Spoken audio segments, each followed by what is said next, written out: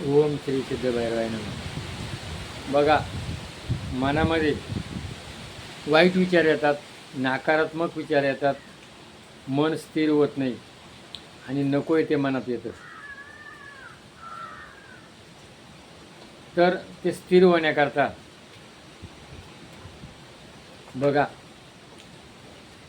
रामायणामध्ये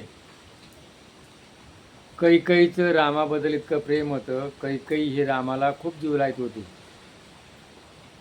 परंतु त्या कैकेयीला कोणा बदलवलं? मंत्रादासी, म्हणजे कुविचार. तिनं सांगितलं, अगं रामाला राज्य बसवल्यानंतर तुझा भरत आहे, तुझ्या भरताला जर राज्य मिळलं तर रामाला वनवास पाठव आणि भरताला राज्य माग, असे 2 वर तू मागून घे. असं कोणा शिकवलं? मंथरानं. आणि काही बदलली. आज समाजामध्ये असे अनेक मंथर आहेत, म्हणजे चांगल्या विचाराची बाई असती, मुलं असतात, मुली असतात, आणि त्यांना काय करतात? बिघडवतात. आज जगामध्ये धृतराष्ट्र, माझ्याच मुलाचं चांगलं झालं पाहिजे, दुर्योधन, सगळी संपत्ती मलाच मिळाली पाहिजे, हे आजही आहेत. आणि मग ज्या वेळेला आपल्याला संगत असती आणि संगतीमुळं आपण बिघडलं जातो. परत आपण जे मोबाईल बघतो, आज या मोबाईलमध्ये पैसा मिळवण्याकरता त्या कंपनीवाल्यांनी नको ते दाखवले जातात. आता व्हॉट्सअप व्हिडिओ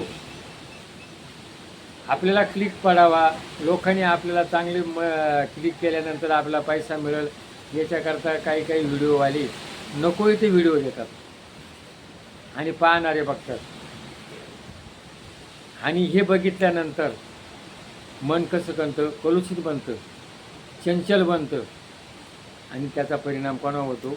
मनावर होतो, बघणारावर होतो, महिलावर होतो, मुलांवर होतो, मुलींवर होतो.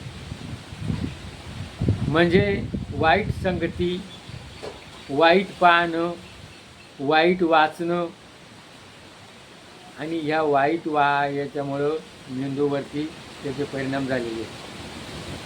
आणि प्रत्येकाच्या मेंदूमध्ये नको ते विचार ज्या वेळेला घुसतात त्यावेळेला मेंदू काय होतो? जसं आपण एखादी मेमरी असती आणि त्या मेमरीचं बटन जर दाबलं त्या मेमरीमध्ये सगळं फिट होतं. तशी मानवाची मेमरी. आणि ह्या मेमरीमध्ये आज हे नको ते बघितल्यामुळं प्रत्येकाची मनं काय झाली? चंचल झाली, स्थिर नाही, आणि नकारात्मक विचार डोक्यात आले. आणि मग ज्या वेळेला अर्जुनाच्या डोक्यामध्ये काय पडला होता? मला हे नको आहे, मी जर यांना मारलं तर मला नरकाला जावं लागेल, यांच्या बायका विधवा होतील, असे विचार आल्यानंतर आणि मग भगवंतांनी काय केलं? त्याला गीता सांगितली का तू हा विचार करू नको, हे सगळं करणारा मीच केलेलं आहे, तू निमित्त आहे.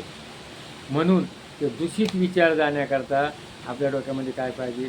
गीता, दासबोध, भागवत, तुकारामाचा गाथा, ज्ञानेश्वरी. आता आपल्याला हे ग्रंथ बघण्याकरता आपल्याकडे काय आहे? मोबाईल आहे. पूर्वी ते ग्रंथ खरेदी करायची, बाबाची कीर्तनं ऐकायची, काही गरज नाही. आपण या मोबाईलमध्ये जर आपण सर्च केलं तर आपल्याला ते बघायला मिळतं. आणि मग ज्या वेळेला आपल्या डोक्यामध्ये चांगले विचार येतील, जेवताना, झोपताना, आणि मग आपल्या मनाची निगेटिव्ह विचार निघून जातील, पॉझिटिव्ह विचार येतील, मन स्थिर होईल आणि आपली वागणूक चांगली होईल. आज 75% लोकांच्या डोक्यात हे पाहणं, ऐकणं याच्यामुळं मनं बिघडून गेलेत.